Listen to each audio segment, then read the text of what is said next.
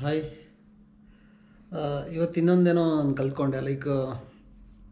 ಮುಂಚೆಲ್ಲ ನಾನು ತಮ್ನೇಲ್ ಬಗ್ಗೆ ಎಲ್ಲ ತಲೆ ಕೆಡಿಸ್ಕೊತಾ ಇರಲಿಲ್ಲ. ಸೊ ಆಮೇಲೆ ಅದೊಂದು ಐಡಿಯಾ ಬಂತು. ಸೊ ಯಾಕಂದರೆ ತಮ್ನೇಲ್ ಚೆನ್ನಾಗಿದ್ರೇ ಜನ ಅದನ್ನು ನೋಡೋಕ್ಕೆ ಇದು ಮಾಡ್ತಾರೆ. ಯಾಕಂದರೆ ಸಜೆಸ್ಟೆಡ್ ವೀಡಿಯೋಸ್ ಹೋದಾಗ ನಾವು ಯಾವುದೋ ಒಂದು ವೀಡಿಯೋಸ್ ನೋಡ್ತಾ ಇರ್ತೀವಿ ಯೂಟ್ಯೂಬಲ್ಲಿ. ಸೊ ಅಲ್ಲಿ ನಮಗೆ ಸಜೆಸ್ಟೆಡ್ ವೀಡಿಯೋಸ್ ಅಂತ ಬಂದಿರುತ್ತಲ್ಲ ರೈಟ್ ಹ್ಯಾಂಡ್ ಸೈಡಲ್ಲಿ. ಸೊ ಆ ತಮ್ನೇಲ್ ಚೆನ್ನಾಗಿದೆ ಅಂತ ಹೇಳಿದ್ರೆ ನಾವು ಆಬ್ವಿಯಸ್ಲಿ ಅದನ್ನು ಕ್ಲಿಕ್ ಮಾಡೇ ಮಾಡ್ತೀವಿ.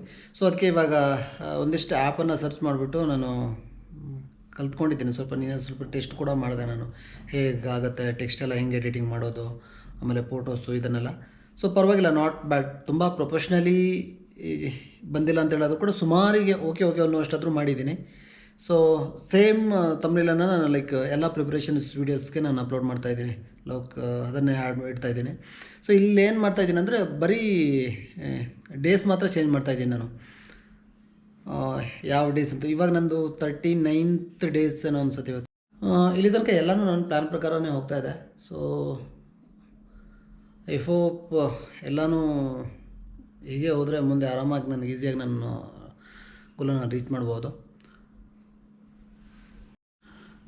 ಈವನ್ ಎಡಿಟಿಂಗ್ ಕೂಡ ಏನೋ ನಾನು ಅಷ್ಟೊಂದೇನು ಸ್ಟ್ರೆಸ್ ಕೊಡ್ತಾಯಿಲ್ಲ ಇವಾಗ. ಸೊ ಒನ್ಸ್ ನಾನು ಟ್ರಿಪ್ ಸ್ಟಾರ್ಟ್ ಆದಮೇಲೆ ನಾನು ಕ್ಲೀನಾಗಿ ಎಡಿಟಿಂಗ್ ಎಲ್ಲ ಮಾಡ್ತೀನಿ. ಸೊ ಗೊತ್ತಿದೆ ನನಗೆ ಸ್ವಲ್ಪ. ಸೊ ಅದೇನು ಅಷ್ಟೊಂದೇನೋ ಚಾಲೆಂಜಿಂಗ್ ಇಲ್ಲ. ಸೊ ನೆಕ್ಸ್ಟು ಬೇರೆ ಏನಾದ್ರು ಒಂದಿಷ್ಟಿದೆ ಅಂತ ಥಿಂಕ್ ಮಾಡ್ಬೇಕು, ಇನ್ನೇನಾದರೂ ಇದೆಯಾ ಅಂತ ಹೇಳ್ಬಿಟ್ಟು. ಇವಾಗ ತಮ್ನೇಲ್ ಓಕೆ ಅನಿಸುತ್ತೆ. ಐ ಥಿಂಕ್ ನೆಕ್ಸ್ಟು ಸಬ್ಸ್ಕ್ರೈಬರ್ ಕೌಂಟನ್ನು ಜಾಸ್ತಿ ಮಾಡಲಿಕ್ಕೆ ಕೆಲವೊಂದಿಷ್ಟು ಪ್ಲ್ಯಾನ್ ಮಾಡ್ತಾಯಿದ್ದೀನಿ. ಸೊ ಅದು ಐ ಥಿಂಕ್ ಇನ್ನೊಂದು ಸ್ವಲ್ಪ ದಿನದಲ್ಲಿ ಸ್ಟಾರ್ಟ್ ಆಗುತ್ತೆ. ಇನ್ನೊಂದು ಯಾವುದೋ ಒಂದು ಪ್ಲೇಸ್ ವಿಸಿಟ್ ಮಾಡ್ತಾಯಿದ್ದೀನಿ. ಸೊ ಚೆನ್ನಾಗಿದೆ ಅಂದ್ಕೋತೀನಿ. ಸೊ ಇನ್ನೂ ಫಂಡಿಂಗ್ ಬಂದರೆ ನಾನು ಶೇರ್ಸಲ್ಲೇ ಮಾಡ್ಕೋತೀನಿ. ಬಟ್ ಪ್ರಾಬ್ಲಮ್ ಏನಂದರೆ ಇವಾಗ ಬೆಳಿಗ್ಗೆ ಹೇಳೋಕ್ಕಾಗ್ತಾಯಿಲ್ಲ ನನಗೆ. ಸೊ ಅದೇ ಒಂದು ಪ್ರಾಬ್ಲಮ್ ಆಗ್ತಾ ಇರೋದು. ಸೊ ಇದೀಗ ಇವತ್ತು ಕೂಡ ನಾನು ಆಲ್ಮೋಸ್ಟ್ ಹೇಳ್ಬೇಕಿದ್ರೆ 12:30 ಆಗಿಬಿಟ್ಟಿತ್ತು. ಸೊ ಇಷ್ಟೆಲ್ಲ ಟೈಮಿಗಿದ್ರೆ ನಾವು ಅಲ್ಲಿ ಅಮೌಂಟ್ ಅದು ಅರ್ನ್ ಮಾಡೋಕ್ಕಾಗಲ್ಲ. ಸೊ ಅದಕ್ಕೆ 8:30 ಹೇಳಬೇಕಾಗುತ್ತೆ. ಸೊ ಅಟ್ಲೀಸ್ಟ್ ಈ ಮಂಡೆಯಿಂದ ಆದರೂ ಟ್ರೈ ಮಾಡ್ತೀನಿ. ಅಮೌಂಟೇನೋ ಬ್ಲಾಕ್ ಆಗಿದೆ, ಬಟ್ ಸ್ಟಿಲ್ ಅಟ್ಲೀಸ್ಟ್ ನಾವು ಒಂದು ರೂಢಿ ಮಾಡಿಕೊಂಡ್ರೆ ಆಮೇಲೆ ಕರೆಕ್ಟಾಗಿ ಸೆಟ್ ಆಗುತ್ತೆ. ಸೊ ದಿನಕ್ಕೆ ನಾನೊಂದು ಎವ್ರೇಜಾಗಿ ಒಂದು 5,000 to 10,000 ಅಂತ ಮಾಡಿಕೊಂಡ್ರು ಕೂಡ ನನಗೆ ಸುಮಾರಾಗಿ ಆಲ್ಮೋಸ್ಟ್ ನಾವು 15 ಡೇಸ್ ಟ್ರೇಡ್ ಅಂದರೂ ಕೂಡ ಆಲ್ಮೋಸ್ಟ್ 1-1.5 ಲಕ್ಷ ಬಂದುಬಿಡುತ್ತೆ ಒಂದು ತಿಂಗಳಿಗೆ. ಸೊ ಹೆಂಗೋ ಅಡ್ಜಸ್ಟ್ ಆಗುತ್ತೆ ಅನ್ಕೋತೀನಿ. ಟ್ರಿಪ್ ಸ್ಟಾರ್ಟ್ ಮಾಡೋಕ್ಕಿಂತ ಮುಂಚೆನೇ ನಾನು ಹೆಂಗಾದರೂ ಮಾಡಿ ಒಂದು 100K ಸಬ್ಸ್ಕ್ರೈಬರನ್ನು ಮಾಡ್ಕೋಬೇಕು. So actually quality of the content ಮಾಡಿದರೆ ಆಬ್ವಿಯಸ್ಲಿ ಬರುತ್ತೆ ಅಂತ ಒಂದು ಕಾನ್ಫಿಡೆನ್ಸ್ ಇದೆ.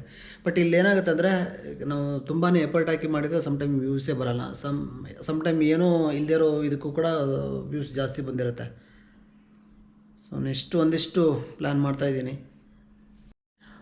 ಇನ್ನೊಂದು ಇಂಪಾರ್ಟೆಂಟ್ ಥಿಂಗ್ ಅಂದರೆ ನನ್ನ ತಲೆಯಲ್ಲಿ ಒಂದು ಡೈಲಮಾ ಇರುವಂಥದ್ದು, ನಾನು ಪೇಪರ್ ಹಾಕಿಬಿಟ್ಟು ಟ್ರಿಪ್ ಮಾಡಬೇಕಾ ಅಥವಾ ಲೀವ್ ಕೇಳ್ಕೊಂಡು ಟ್ರಿಪ್ ಮಾಡಬೇಕಂತ ಇನ್ನೂ ನನ್ನ ಕನ್ಫ್ಯೂಷನಲ್ಲೇ ಇರೋದು. ಸೊ ನೋಡೋಣ, ಇನ್ನೂ ಒಂದಿಷ್ಟು ದಿನ ವೆಯ್ಟ್ ಮಾಡ್ತೀನಿ. ಸೊ ನನಗೆ ಐ ಥಿಂಕ್ ಹೊಸ ವೆಹಿಕಲ್ಸ್ ಏನಾದ್ರು ತೊಗೊಂಡ್ರೆ ನನಗೆ EMI ಸ್ವಲ್ಪ ಪ್ರಾಬ್ಲಮ್ ಬರೋದು. ಯಾಕಂದರೆ ಯೂಟ್ಯೂಬಿಂದ ನಮಗೇನು ಅಷ್ಟೊಂದೇನೋ ರೆವೆನ್ಯೂ ಬರೋಲ್ಲ, ಫ್ಯಾಮಿಲಿ ಲೀಡ್ ಮಾಡೋಷ್ಟು ಈ ಸ್ಟೇಜಲ್ಲೇ. ಸೊ ತುಂಬ ಪಾಪ್ಯುಲರ್ ಅದು ಮಾತ್ರ ಅದು ರೆವೆನ್ಯೂ ಬರೋಕ್ಕೆ ಚಾನ್ಸಸ್ ಇದೆ. ಸೊ ಅದಕ್ಕೆ ನಾನು ಕಾರ್ EMI ಮತ್ತು ನನ್ನ ಪರ್ಸ್ನಲ್ ಎಕ್ಸ್ಪೆನ್ಸು ಮ್ಯಾನೇಜ್ ಮಾಡಲಿಕ್ಕೆ ಕಷ್ಟ ಆಗ್ಬೋದು. ಸೊ ಅದಕ್ಕೆ ಒಂದಷ್ಟು ದಿನ ಆದರೂ ಜಾಬ್ ಮಾಡಿದರೆ ಬೆಟ್ರು ಅನಿಸುತ್ತೆ. ಸೊ ಇನ್ನೂ ಅದು ಕೂಡ ಇನ್ನೂ ಡಿಸೈಡ್ ಮಾಡಬೇಕು ಏನಂತ ಹೇಳ್ಬಿಟ್ಟು. ಸೊ ಐ ಥಿಂಕ್ ಇಷ್ಟು ಅನ್ಸುತ್ತೆ ಇವತ್ತಿನ ವೀಡಿಯೋದಲ್ಲಿ. ಸಿಗೋಣ ನಾಳೆ. ಬಾಯ್.